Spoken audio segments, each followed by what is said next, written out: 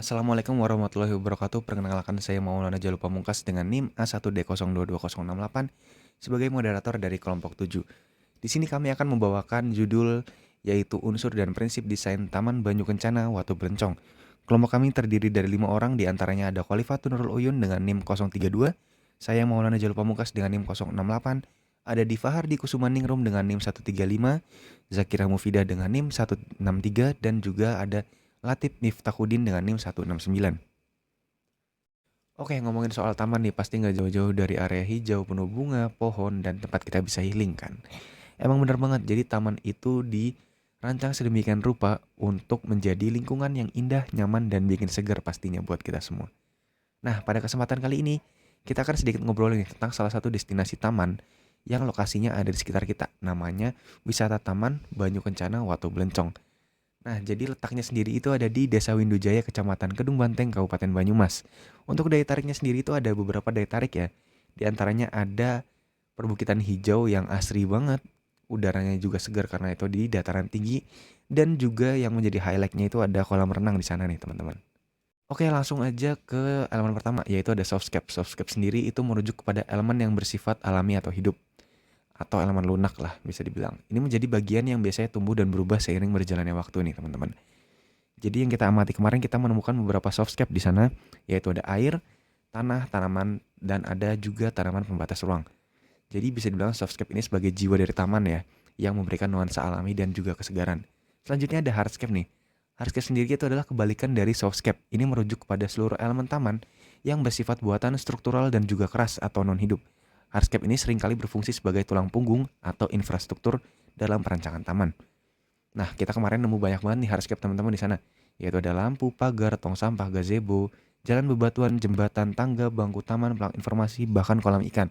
Meskipun di kolam ikan itu ada elemen softscape yaitu air, tapi tetap aja batas kolam, dinding itu termasuk dalam hardscape. Oke, selanjutnya yaitu unsur desain.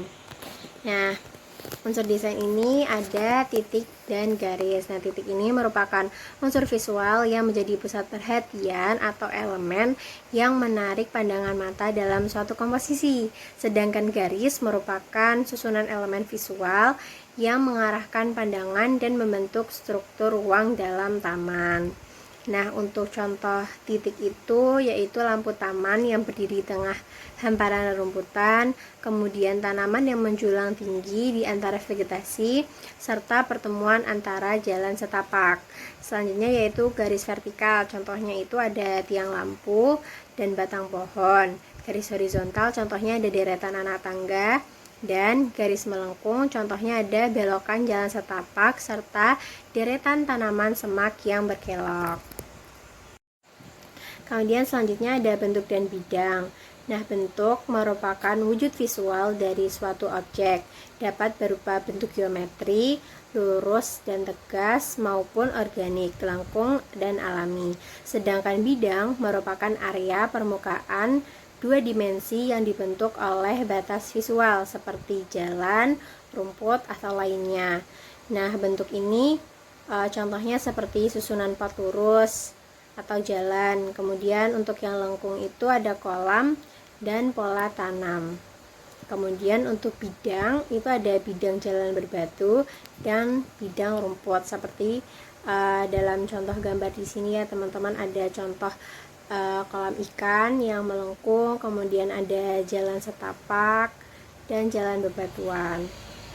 Unsur desain selanjutnya adalah unsur ruang. Ruang adalah suatu tempat yang dibatasi oleh 3 buah bidang, yaitu lantai, dinding, dan atap. Area taman terdiri dari ruang terbuka dan tertutup, dibentuk oleh jalur setapak, tanaman berundak, dan bangunan kecil seperti gazebo. Unsur selanjutnya ada tekstur. Tekstur yaitu suatu penjalinan pola-pola atau titik-titik kasar maupun halus sehingga menimbulkan efek pada permukaan benda tersebut. Tekstur terdiri dari tekstur kasar seperti batuan pada jalan dan dinding, tekstur lembut seperti daun, rerumputan, dan air kolam. Unsur selanjutnya adalah unsur suara. Suara dapat dibedakan antara suara yang mengganggu dan suara yang tidak mengganggu. Suara ini terdiri dari suara kecipak air di kolam dan suara aliran sungai. Kemudian ada unsur cahaya. Tata letak taman terbuka memaksimalkan pencahayaan alami. Elemen vertikal seperti pohon dan lampu menambah dimensi pencahayaan. Selanjutnya ada unsur warna. Kombinasi warna tanaman seperti hijau, kuning, merah, dan ungu disusun secara harmonis untuk menciptakan gradasi visual yang estetis. Oke, setelah kita membahas mengenai unsur dan juga desain taman, kita beralih membahas mengenai prinsip yang akan mengatur unsur atau elemen desain tersebut sehingga mampu menghasilkan sebuah karya yang dapat diminati oleh semua orang. Prinsip yang pertama yaitu prinsip keseimbangan, di mana keseimbangan ini itu akan membentuk warna, ukuran, dan juga tekstur yang mempengaruhi keseimbangan tersebut. Di Taman Watu Belincong ini tuh prinsip keseimbangan yang digunakan adalah keseimbangan asimetri, di mana terdapat perbedaan pada tata letak tanaman dan juga tidak memberikan stabilitas nih di dalamnya. Selain itu, tata letak tanaman dan jalan melengkung yang mengarahkan pandangan ke elemen fokus atau focal point-nya itu gak berada di tengah, itu juga merupakan prinsip keseimbangan asimetris pada Taman Watu Belincong ini. Keseimbangan asimetris ini tuh mampu memberikan kesan visual yang menarik ya, karena mata itu akan tertarik mengikuti perbedaan dan juga variasi antar elemen. Kemudian untuk prinsip yang kedua yaitu focal point, di mana Taman Watu Belincong ini menggunakan papan atau plang nama taman sebagai focal point dari taman ini nih. Nah, papan atau plang nama taman ini itu sengaja diatur untuk menjadi pusat perhatian visual di dalam desain taman. Plang atau papan nama ini itu terletak di bagian paling atas dari taman. Hal tersebut dimaksudkan agar pengunjung dapat melihat nama taman dari manapun ia berada.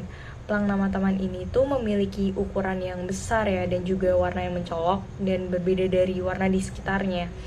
Plang nama taman itu akan memberikan kesan pertama visual yang kuat dan juga memberikan arah serta struktur pada desain lanskap taman tersebut. Dengan penempatan, desain, dan elemen pendukung yang tepat, plang nama taman itu bisa menjadi elemen fokus yang sangat efektif dan juga estetik. Oke, selanjutnya ada perulangan, di mana perulangan ini adalah prinsip desain yang menggunakan elemen yang sama secara berulang untuk menciptakan keteraturan, ritme visual, dan kesatuan dalam taman. Pada taman ini diterapkan pengulangan berupa jenis tanaman yang sama dengan sedikit perbedaan pada warna yang menciptakan nilai estetika yang lebih. Kemudian pada area kolam juga ditanami tanaman yang sama sehingga menciptakan proporsi yang pas antara kanan dan kiri pada taman atau pada area kolam tersebut. Selanjutnya ada kesatuan. Kesatuan ini merupakan gabungan dari elemen-elemen taman yang menciptakan keharmonisan yang dapat dinikmati keindahannya. Pada taman tersebut diterapkan beberapa nilai kesatuan, seperti di area kolam ikan ini terdapat bangku taman yang merupakan sebagai tempat untuk menikmati keindahan taman tersebut atau menikmati keindahan kolam ikan tersebut. Sedangkan pada area taman dengan berbagai macam tanaman bunga, terdapat jalan bebatuan yang digunakan untuk berjalan menelusuri taman. Yang ketiga ada kolam renang dengan adanya bangku taman dan gazebo yang digunakan untuk peristirahatan pada saat atau setelah dilakukan aktivitas renang pada taman tersebut. Sekian dari kami, terima kasih.